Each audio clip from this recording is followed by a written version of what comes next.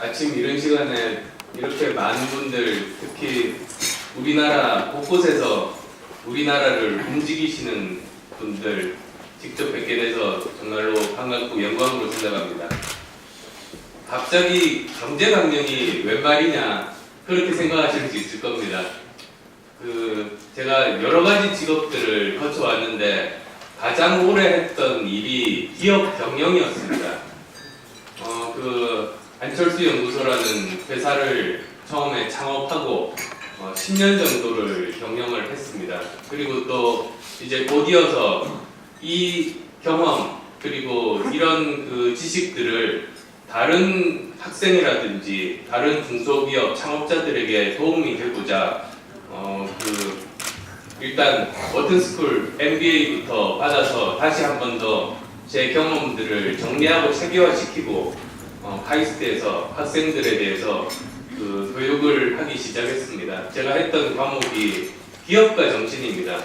지금은 이제 널리 통용되고 그 중요성 잘 알려지고 있습니다만 그 당시만 해도 기업가 정신에 대해서 잘 알지 못했던 시절인데 그때부터 시작해서 여러 가지로 많은 기업인들을 이제 만나면서 현장에서의 문제점들을 더 확보하게 했습니다. 그리고 이제 지금 정치를 하게 되면서 입법 과정들을 경험하면서 어떻게 하면 한국의 이 구조적인 문제점들을 해결할 수 있을까? 어떻게 하면 이제 경제 문제들을 풀 수 있을까라는 고민이 지금 제 가장 주요 관심사입니다. 그래서 그러한 내용들, 정리된 내용들 말씀드리고자 합니다. 그리고 사실 예전에 이제 기업 경영하면서 경험했던 여러 가지가 사실은 여기 다 담겨 있습니다. 처음 이제 제가 회사 창업을 했을 때 의대 교수 그만두고 바로 중소기업 사장을 시작을 했는데요. 세상에 이런 곳이 있는지 그때 정말 처음 알았습니다. 거의 처음 4년 동안 거의 매달 은행에 돈 끌어다니고 돈이 없어서 매달 또 어음깡을 해서 겨우겨우 이제 직원들 월급 주고 그리고 중소기업 사장이라는 게 사실은 대표 영업사원 아닙니까? 그런데 저희 회사가 했던 영업이 대부분 금융권이나 관공서 쪽 영업이었습니다. 근데 거기 지금도 사실은 그렇게 했습니다만 영업하기가 굉장히 험한 곳입니다. 이렇게 뭐라고 할까요? 이런 현장이 있다는 거 그때 경험해보고 처음 알았는데 그런 과정들을 거치면서 중소기업들이 가지는 애환이라든지 한국 산업 부재의 문제점들을 정말 제 가슴속 깊이 느끼게 되는 좋은 계기가 되었던 것 같습니다. 그런 내용들 정리해서 오늘 말씀을 드리고자 합니다. 크게 세 파트 정도 시간이 없으니까 말씀을 드리겠습니다. 우선은 지금 현재 한국 경제가 처해 있는 상황에 대해서 모두들 다 잘 아시겠습니다만 한번 짚어보겠습니다. 그 다음 두 번째로는 이러한 위기를 탈출할 수 있는 저 나름대로의 방법에 대해서 공정성장론이라는 틀을 가지고 여러분께 설명을 드리겠습니다. 그 다음 또 세 번째로는 그 틀을 실제로 구현하기 위한 정책들은 어떤 것들이 있는가에 대해서 설명하는 순서를 거치도록 하겠습니다. 아마 40분 정도 말씀드리고 나머지 질문 받는 순서가 될 것 같습니다.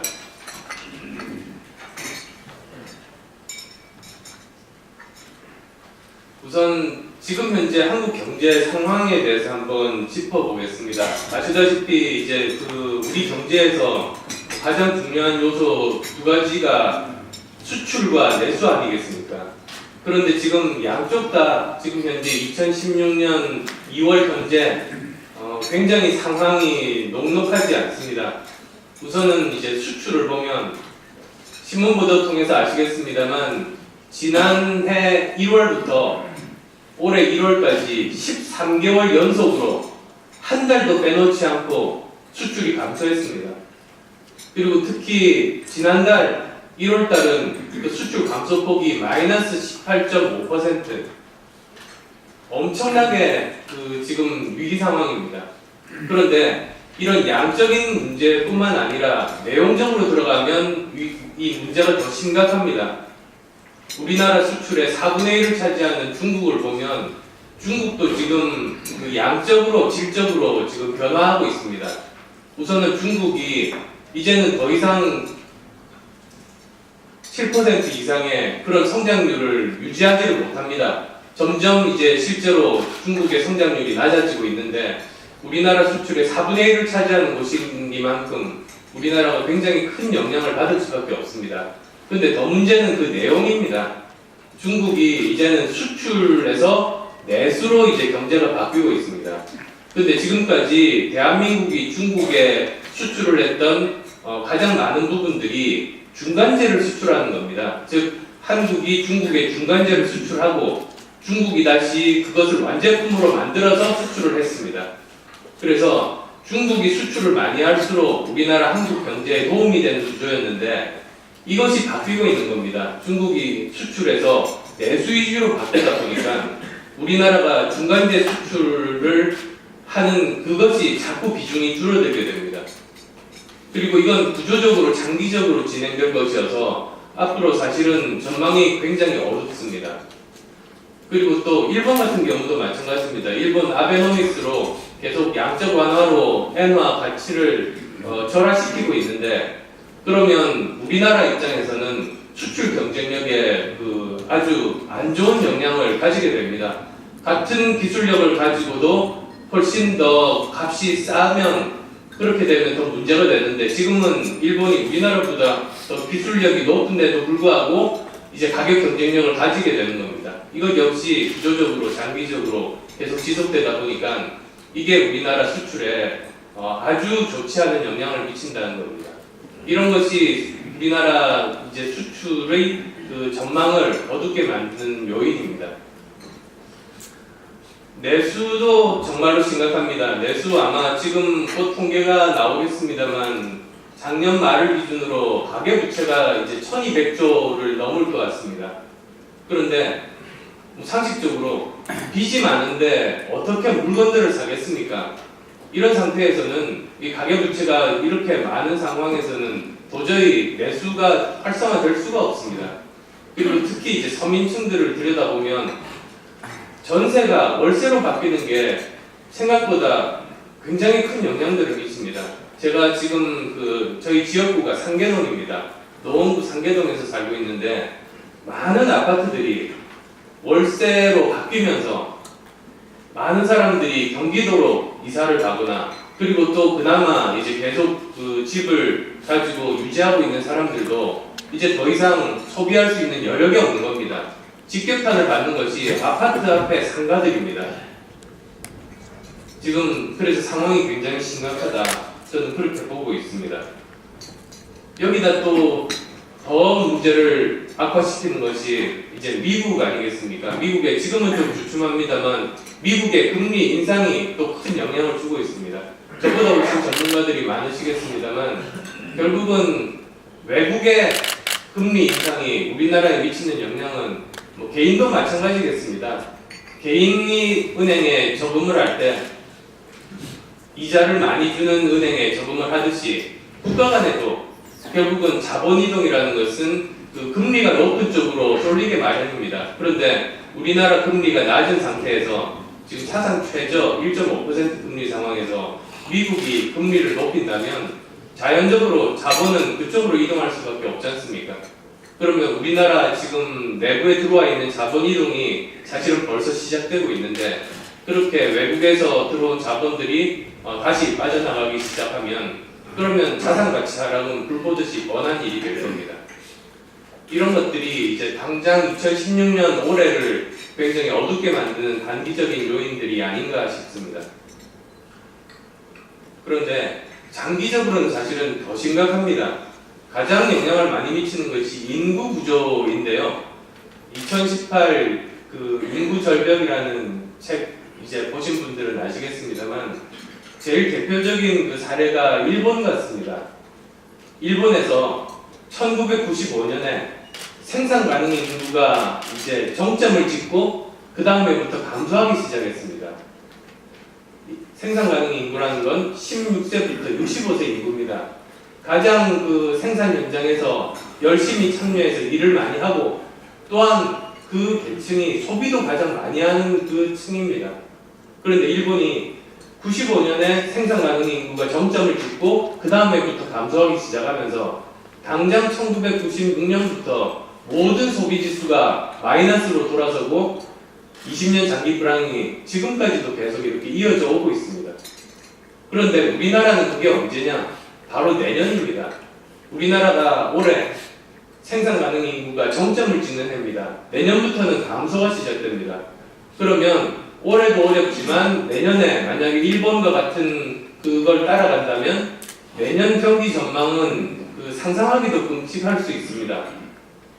일본처럼 모든 소비 지수가 마이너스로 돌아선다고 하면 내년은 어떻게 될 것인가? 정말로 불안하지 않을 수 없습니다. 그리고 이 추세가 그냥 단기간에 그치는 것이 아니고 계속 지속되고 있을 겁니다. 이렇게 계속 이제 그 인구들이 그 생산 가능 인구가 감소하는 추세가 지속되다가 이제 2030년 정도가 되면 총 인구 감소가 시작이 됩니다. 그리고 그 추세가 또 계속 이어집니다. 언제까지 가느냐? 2060년 정도까지 계속됩니다. 그래서 2060년이 되면 지금까지 우리가 경험해보지 못한 최대의 역삼각형 인구 구조가 되고 그 다음부터는 조금씩 완화되는 추세로 갑니다. 그런데 또 2060년이 어느 해냐면 국민연금이 고갈되는 해와 또 맞닿습니다. 이런 것들이 이미 팩트로 우리 앞에 놓여져 있는 그 인구 추세입니다. 여기에 대해서 제대로 대비를 못하면 정말 큰 위기에 빠질 수밖에 없다는 게 이제 저뿐만 아니라 많은 전문가들의 시각입니다. 그리고 또 이런 인구 구조와 더불어서 우리가 생각해야 될 것이 그 산업 구조 또는 일자리의 변화인데요. 올해 이제 다보스 포럼에서도 이미 나왔지 않습니까? 아마도 저는 5년만 지나면 그 많은 제조업 쪽에서 스마트 팩토리, 독일에서는 인더스트리 4.0이라고 합니다만 그것들이 도입이 되게 됩니다. 스마트 팩토리라고 하는 건 기존의 제조업에다가 로봇 기술이나 또는 IoT, 사물 인터넷 기술들을 활용을 해서 에러를 줄이고 그리고 최대한 효율적으로 최대한 단가를 낮추는 그런 최신 공법인데 그게 도입이 되면 지금의 일자리가 엄청나게 감소할 수밖에 없습니다. 그리고 그게 곧 다가옵니다. 저는 5년 내지 10년 후면 아주 많이 일자리 현장의 상황이 바뀔 거라고 봅니다.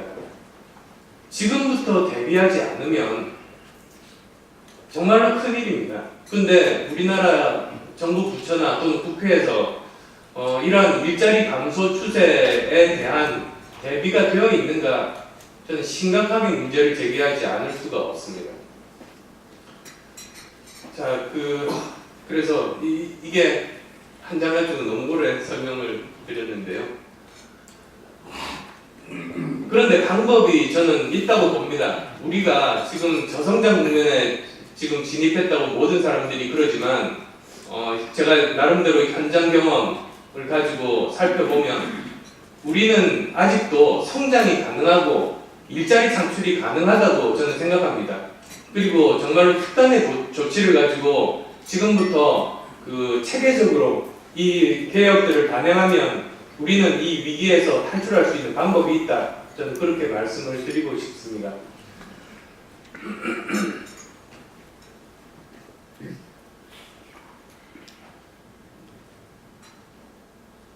시간이 별로 없으니까 이건 다 넘어가겠습니다. 아마 다 아시는 통계 내용들일 겁니다.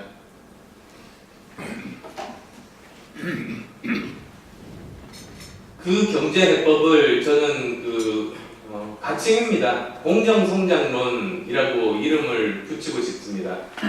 공정성장론이란 뭐냐? 굉장히 간단합니다. 공정한 경제 구조만 만들어지면 다시 성장하고 일자리 창출이 가능하다는 겁니다. 굉장히 간단합니다. 그런데 그 말씀을 드리는 그 근저에는 어떤 것이 있느냐면 지금 현재 대한민국 경제 구조가 공정하지 않다. 그런 문제의 인식이 있습니다. 예를 한번 들어보겠습니다. 30년 전 미국에 그 IBM이라는 회사가 고민을 했습니다.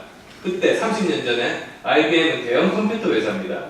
그런데 개인용 컴퓨터가 조금씩 보급이 되는데 IBM에서 이 개인용 컴퓨터를 만들어야 되겠다고 이제 생각을 했습니다. 근데 그 당시만 하더라도 별로 많은 사람들이 살 것 같지 않으니까 직접 만들기보다는 중소기업이나 벤처기업에 하청을 줘야 되겠다고 생각한 겁니다. 찾아봤습니다. 그랬더니 인텔이라는 조그만 그 중소기업이 있어서 거기에다가 하드웨어를 맡겼습니다. 그 다음 또 이제 소프트웨어 운영체제 맡기려고 찾아봤더니 그 당시에 마이크로소프트라는 조그만 벤처기업에다가 뭔가 좀 잘 속을 것 같은 꺼벙하게 생긴 빌 게이츠라는 사람이 사장을 하고 있으니 이제 거기에다가 하청을 주자 이렇게 된 겁니다. 그래서 이제 IBM에서 개인용 컴퓨터를 시작을 했습니다. 지금 30년이 지난 이후에 지금 어떻게 됐습니까? IBM보다 그 밑에서 하청을 받던 인텔이라든지 마이크로소프트가 훨씬 더 큰 대기업이 됐습니다. 그게 정상인 겁니다. 실력만으로 경쟁해서 중소기업이 대기업이 되는 구조가 사실은 정상적인 경제 구조고, 그리고 그것이 경제의 역동성을 불어넣고 그것이 기업가들이 내가 잘 될 거라는 희망을 가질 수 있고 개인들이 개천에서 용이 날 수 있다는 희망 하에서 열심히 노력하게 됩니다. 결국 사회를 역동적으로 만들고 그 앞으로 발전하게 하는 건 희망 아니겠습니까? 가능성. 그런 것들이 완전히 닫힌 사회야말로 역동성이 줄어들고 모두 다 포기하고 꿈도 없는 그런 사회가 되는 것 아니겠습니까? 그런데 점점 우리나라가 그쪽으로 가고 있습니다. 대표적인 통계가 100대 부자 통계입니다. 미국의 100대 부자, 그 중에서 자수성가한 사람이 어느 정도 되는지 아십니까? 통계마다 다릅니다만 약 70명 정도로 봅니다. 그리고 전 세계 통계도 그것과 비슷합니다. 100대 부자 중에서 70명 정도가 자수성가고 한 푼도 물려받지 않고 혼자서 기업을 일궈서 그렇게 되는 것이고 나머지 30명 정도가 상속받은 부자입니다. 그리고 전 세계도 거의 그 기준에 맞습니다. 그런데 우리나라 통계는 우리나라는 거의 한 80명 정도가 상속 부자입니다. 20명 정도만 창업하고 자기가 자수성가한 사람입니다. 이 통계만 봐도 우리나라가 얼마나 다른 선진국에 비해서 역동성이 떨어지고 가능성과 꿈이 없는지 알 수가 있습니다. 이 구조를 바꿔야 우리나라가 다시 살아날 수 있습니다. 어떤 면에서는 억울하지 않습니까? 우리나라가 지금 일본이나 미국만큼 아직도 성장하고 발전하지도 못했는데 그 나라들보다도 더 역동성이 떨어지고 가능성이 낮아져 버려서 이렇게 침체되어 있는 겁니다. 이 구조를 바꿔야 되는 겁니다. 그런데 이 구조가 억지로 바꾸는 것이 아니고 이 지금 현재 경제 구조를 공정하게 만들어서 중소기업이 대기업이 될 수 있게 만들어주면, 공정한 게임의 룰이 작동하는 시장으로만 만들어주면, 그러면 열심히 경쟁해서 실력으로 중소기업이 대기업이 될 수 있다는 겁니다. 그걸 만들어야 된다는 게 이제 공정성장론의 가장 큰 그 요체입니다. 몇 가지 제가 그 사례 예를 한번 들어서 말씀을 드리겠습니다. 어떤 예가 좋을까요? 이제 영화 산업 한번 제가 말씀을 드려보겠습니다. 원래 영화 산업이라는 게 여러 가지 요소들이 있습니다. 우선은 영화에 대해서 기획이 필요하고, 그 다음에 투자가 필요하고, 그 다음에 제작을 합니다. 그 다음에 배급을 하고 영화관에서 상영이 됩니다. 그런 크게 보면 이렇게 5가지 정도가 있는데요. 우리나라는 일부 대기업들이 그 5가지를 전부 다 하게 됩니다. 근데 그것 때문에 아주 미약한 영화 산업이 이렇게까지 발전한 굉장히 큰 동력이었습니다. 사실은 대기업에서 그 일을 직접 뛰어들지 않았다면 우리나라 영화 산업이 과연 지금 정도로 발전했을까? 아니라고 봅니다. 그런데 문제는 지금부터입니다. 지금보다 더 발전해야 되는데 오히려 지금까지의 성공 신화가 우리의 지금 발목을 잡고 있는 겁니다. 왜 그러냐면 원래 영화 산업은 이렇지 않습니까? 아주 작은 중소 제작사가 아이디어만 가지고 대박을 낼 수 있어야 됩니다. 그래야 젊은 유능한 인재들이 대거 영화 산업에 새롭게 뛰어들고 조그맣게 시작해도 꿈을 가지고 열심히 노력해서 대박나는 영화 가지고 대형 제작사가 될 수 있습니다. 그렇게 되면 또 큰 대형 제작사도 긴장을 늦추지 않고 더 열심히 해서 계속 그 자기 상황을 유지하려고 노력하게 되죠. 이런 건전한 경쟁 관계에 있어야 되는데 불행하게도 지금 영화인들 말씀을 들어보면 점점 더 그 가능성이 닫힌다고 합니다. 예를 들어서 중소 제작사에서 좋은 영화를 만들었을 때 그걸 상영하는 영화관에서는 좋은 시간을 안 준답니다. 새벽이나 심야 상영을 한답니다. 그렇게 되면 자연적으로 관객들은 선택의 폭이 제한되니까 그 영화 수요가 줄어들고 빨리 그냥 그 상영에서 내리게 됩니다. 대신에 좋은 시간이나 여러 상영관에는 같은 대기업 계열사에서 만든 영화를 이제 상영을 하게 되는 겁니다. 그러면 관객들이 멀티플렉스에 와서 이미 많이 걸려있는 것들을 선택을 하게 되는 겁니다. 즉 원래 정상적인 시장이라면 그 수요가 공급을 좌지우지해야 되는데 이 경우는 공급이 수요를 좌지우지하게 되는 그런 상황이 되는 겁니다. 그러다 보니까 중소 제작사가 제대로 그 날개를 펴지 못하고 그냥 이렇게 침체되는 구조로 가는 겁니다. 그러면 선진국은 어떠냐? 예전에 미국이 사실은 그랬었답니다. 파라마운트사에서 영화 제작뿐만 아니라 영화사도 가지고 있었습니다. 근데 그걸 보다가 미국 정부에서 공정거래위원회에서 법원에 제소를 했습니다. 그리고 그 판결 결과 파라마운트사는 가지고 있는 영화관을 전부 매각하라고 판결이 났습니다.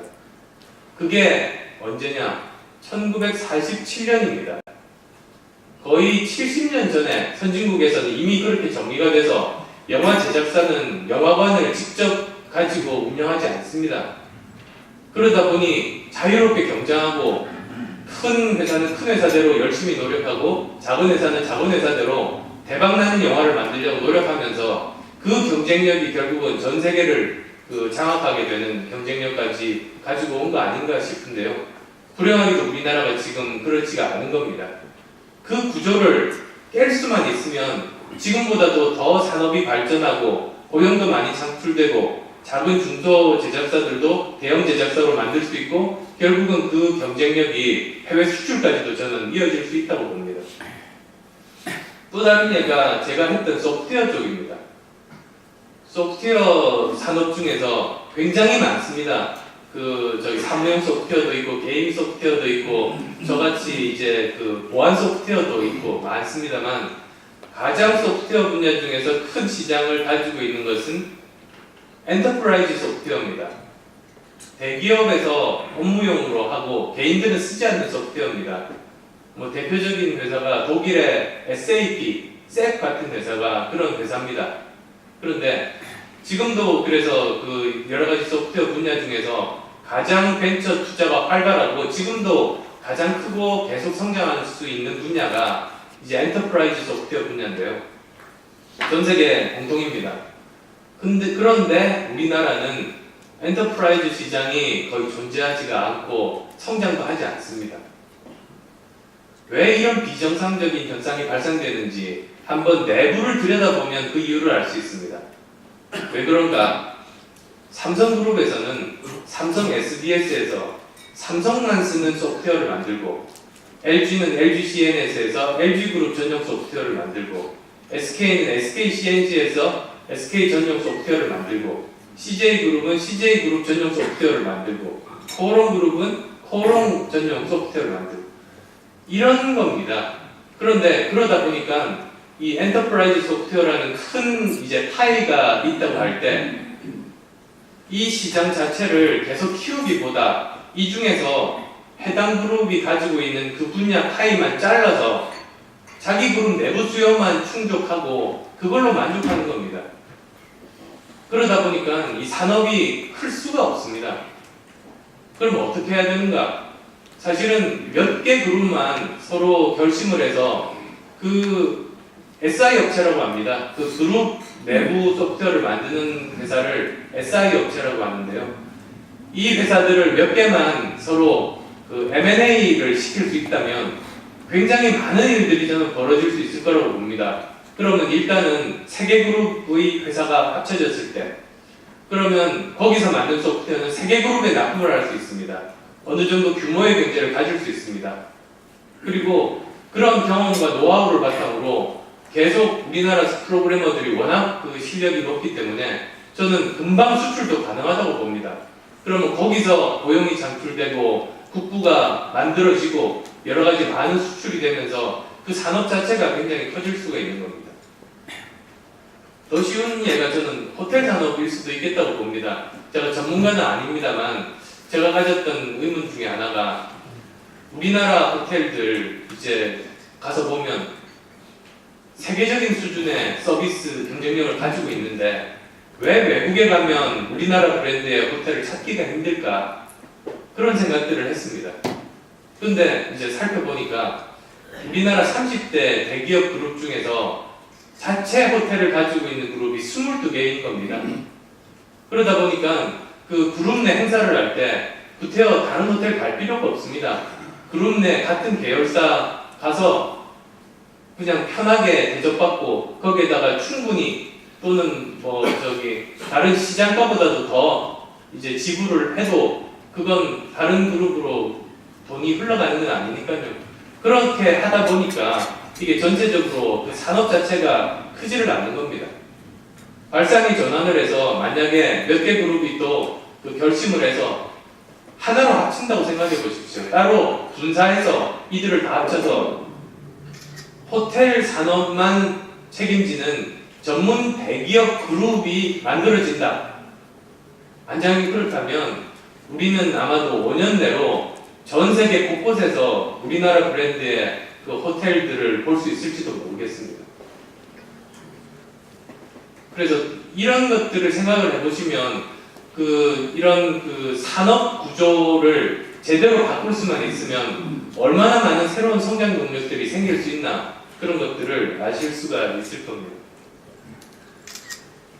그래서 지금까지는 그냥 그 사례 위주로 우리나라가 과연 성장이 가능할까 그 의문에 대해서 몇 가지 사례를 들어서 말씀을 드렸습니다만 이 공정성장론은 그래서 한마디로 이런 겁니다. 지금 우리나라는 성장할 수 있습니다. 그런데 공정한 시장 구조를 만들면 성장이 가능하고 그리고 거기에다가 공정하게 분배되는 제도와 그리고 조세제도와 공정한 조세제도와 그리고 생산적인 복지들을 유기적으로 연결을 하면 이들은 선순환 구조가 될 수 있다는 겁니다. 즉 성장이 성장만으로 그치지 않고 분배로 제도적으로 연결이 될 수 있고 또 이러한 공정 분배나 또는 공정한 조세제도나 생산적인 복지가 어우러지면 이들은 다시 성장의 든든한 밑받침을 제공할 수가 있습니다. 이것들을 제도적으로 정교하게 연결을 한다면 선순환 구조로 만들 수 있고 만들어야 된다. 그래야 우리나라가 이 위기에서 탈출할 수 있다는 겁니다.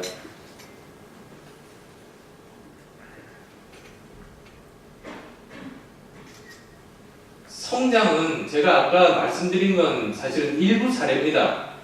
우리가 성장이 가능한 부분이 성장의 축을 크게 세 가지 정도로 저는 말씀드릴 수 있다고 봅니다.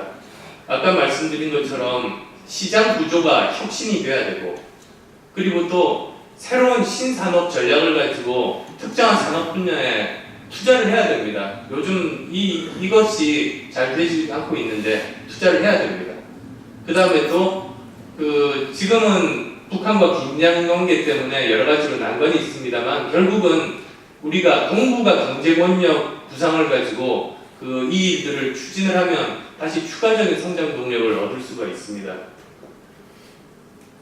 시장 구조 혁신은 아까 대기업 사례만 말씀드렸습니다. 대기업이 이제는 글로벌 전문 대기업으로 재편돼야 된다는 겁니다. 그래서 미국의 구글 또는 마이크로소프트 또는 메리엇 그룹처럼 한 대기업 그룹이 한 분야에 집중을 하고 우리나라도 한 분야에 이렇게 집중하게 내부 산업 구조가 재편되는 것이 장기적으로 저는 옳다고 생각합니다. 그리고 또 중소기업도 이대로 가면 경쟁력이 없습니다. 중소기업에서 가장 큰 문제가 뭐 여러 가지가 있습니다만 대표적으로 R&D 투자가 굉장히 부실하고 여력도 없고 인력도 없다는 겁니다. 그런데 이들을 결국은 독일식의 히든 챔피언 모델에 따라서 재편을 해야 되는데 가장 중심에는 두 가지가 있습니다. 하나가 정부에서 제대로 그 연구개발 투자를 해야 되는 것. 그리고 또 두 번째로는 시장 구조를 제대로 바꾸는 겁니다. 그 두 가지를 가지고 독일식의 히든 챔피언으로 재편을 할 수가 있습니다. 그 다음 또 이제 창업 분야도 마찬가지인데요. 지금 현재 창업 분야는 대부분이 금융정책 쪽으로 많이 치우쳐져 있습니다. 즉 창업 비용을 대는 쪽으로만 많이 되어 있습니다. 근데 사실은 금융정책으로 벤처기업이 살아나는 사례가 없습니다. 전 세계적으로. 오히려 중심은 뭐냐면 금융정책이 아니라 산업정책입니다. 즉 어떻게 하면 창업기업의 성공 확률을 높이는가. 우리나라가 OECD 중에서 창업기업의 생존 확률이 꼴찌입니다. 굉장히 척박한 이 환경을 어떻게 바꾸는가. 그리고 또 한 번 실패한 사람들 다시 재도전 기회를 주게 하려면 어떠한 제도적인 보완장치가 필요한가. 그런 쪽으로 접근해야 됩니다. 이것만 가지고도 저는 말씀드릴 수 있고 이미 사실은 그 법안 제출도 했습니다. 문제를 해결할 수 있습니다. 그 다음에 또 이제 큰 성장의 두 번째 축이 신산업 전략입니다. 지금까지처럼 그 신성장 동력이라고 해서 단기적으로 대기업 위주로 투자를 하면 안 됩니다. 오히려 기업에서 투자하는 쪽은 그 크게 보면 두 가지로 나눌 수 있겠습니다. 하나는 그 중소기업, 벤처기업들의 R&D 전진기지로 만들 수 있는 쪽에 투자를 하는 것 한 축과 또 다른 축은 이 신산업 전략에 해당되는 즉 지금 당장은 아니지만 10년 이상 장기적으로 놓고 볼 때 우리나라가 대한민국이 꼭 가져야 될 기술 분야에는 국가가 먼저 나서서 투자를 해야 되는 겁니다. 뭐 좋은 예 중에 하나가 항공 우주 산업이라든지 또는 지식 정보 산업이라든지 또는 신재생 에너지 분야 그리고 바이오 분야 이런 쪽일 겁니다. 이런 쪽에 집중해서 투자를 해야지 우리가 앞으로 훨씬 더 많은 가능성을 가지고 갈 수 있습니다. 그리고 이제 그 동부가 산업 구상인데요. 좋은 예가 저는 글로벌 스마트 그리드 같습니다. 그게 이제 일본의 손정희 회장도 많은 관심을 가지고 있습니다. 어떤 개념인지 잠깐 말씀을 드리면은 스마트 그리드는 아실 겁니다. 전력이라는 게 수요 공급을 맞추기가 굉장히 어렵습니다. 전력을 그 어디에 그 저기 보관하기가 굉장히 효율도 떨어지고 여러 가지 문제가 많다 보니까 항상 수요와 균형이 불일치한 것이 그 굉장히 문제점 중에 하나입니다. 전력 산업에. 그래서 그걸 좀 더 보완하고자 IT 기술을 활용해서 전력의 생산과 그 소비를 잘 일치시키는 것이 스마트 그리드 기법인데요. 글로벌 스마트 그리드는 이걸 한 국가 내에서 보다 더 확장해서 여러 나라를 연결시키는 기법입니다. 그런데 그렇게 되면 정말로 여러 가지 일들이 벌어집니다.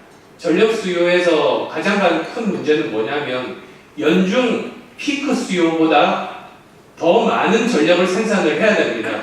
거기에 따라서 발전소를 지어야 되다 보니까 막대한 비용이 듭니다. 그런데 국가들을 연결시킬 때 예를 들면 한국과 일본, 중국, 러시아가 연결이 된다고 생각해 보시면 서로 피크 타임이 다릅니다. 그러면 훨씬 더 적은 발전소 건설로 거기에 연결된 모든 나라가 충분히 그 전력 피크 타임 때 수요를 충족할 수가 있는 겁니다. 그리고 또 우리나라가 일본보다 전력 생산 단가가 절반 이하입니다. 그런데 이 보통 때 그 낭비되는 이런 전력들도 일본에 전부 다 수출해서 돈을 받을 수가 있습니다.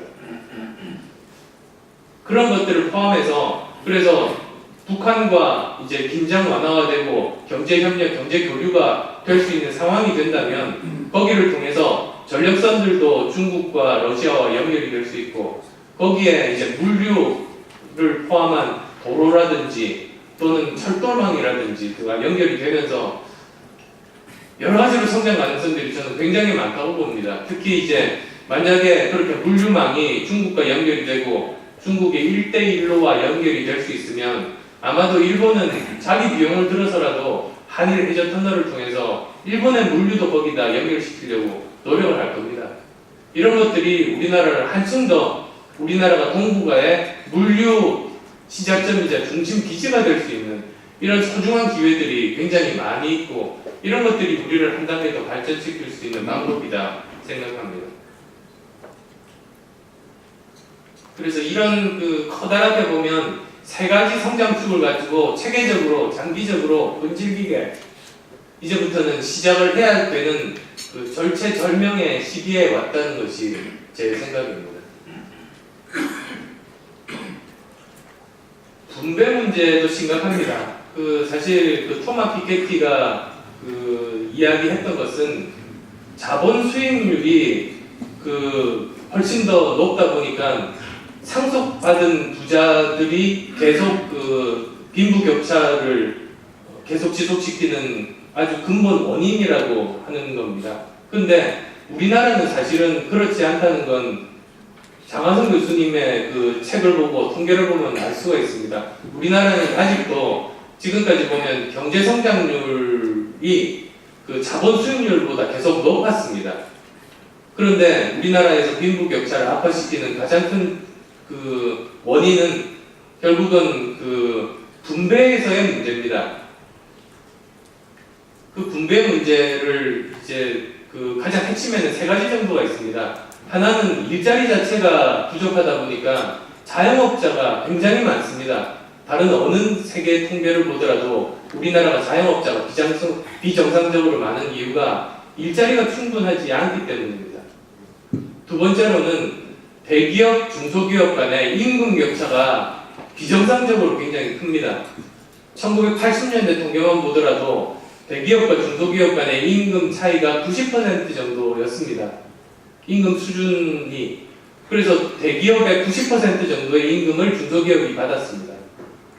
그런데 이제 1990년대 통계를 보면 그게 80% 정도 됩니다. 그때까지도 사실은 괜찮은 건데 지금 이제 거의 50%까지 이렇게 줄고 있습니다.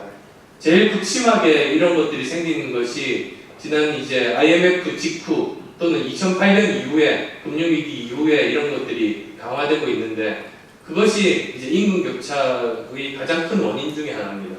그리고 또 아시다시피 정규직, 비정규직 간의 임금 격차 이런 세 가지 요소가 그 분배에 있어서 문제를 일으키고 이것이 양극화의 가장 큰 원인입니다.